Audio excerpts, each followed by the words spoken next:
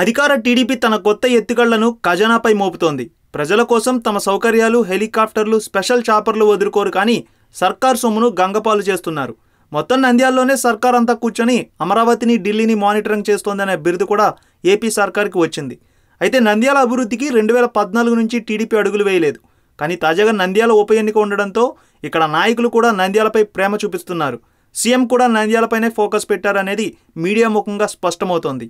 Nandyal YCP అభ్యర్థి శిల్ప మాత్రం తన పందాలో ముందుకు దూసుకుపోతున్నారు.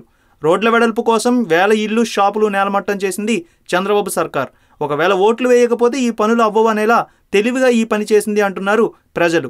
నంద్యాల అంటే భూమా రాజకీయం, శిల్ప ఫ్యామిలీ చేసే సేవలు వినిపిస్తాయి ముందుగా. ప్రస్తుతం టీడీపీపై ప్రజల్లో తీవ్ర వ్యతిరేకత నంద్యాలలో పేరుకుపోయి ఉంది. ఇక జగన్ స్టామినాతో తెలుగుదేశం నాయకులకు భయం పట్టుకుంది అనే మాటలు కూడా నంద్యాల వ్యాప్తంగా వినిపిస్తున్నాయి.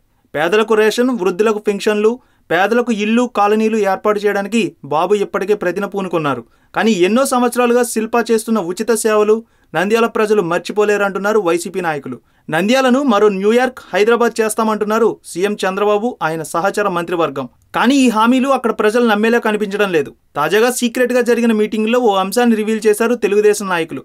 నంద్యాలలో జగన్ ఎంటర్ అయితే సీన్ వేరుగా ఉంటుంది. ఈలోపే అన్నా క్యాంటీన్లు ఏర్పాటు చేయాలని, అన్ని కులాల ఓట్లు మనకే పడేలా ఉన్నాయని, ఇక యువత ఓట్లు పడేలా సర్కార్ మరో సరికొత్త ఎత్తుగడను వేస్తోంది. తాజాగా యువతకు మరో అంశం నంద్యాలలో నిరుద్యోగ భృతి అంటూ పైకి తీసుకొచ్చింది తెలుగుదేశం. అది కూడా తక్కువ మొత్తంలో కొంతమందికి అందించాలని, దాని తర్వాత రాష్ట్ర వ్యాప్తంగా ఇచ్చేలా చేస్తామని నంద్యాలలో ప్రకటన చేయాలంటున్నారు టీడీపీ నాయకులు. ఇప్పటికే వార్డుల వారీగా సమాచారం కూడా యువతది సేకరించారు.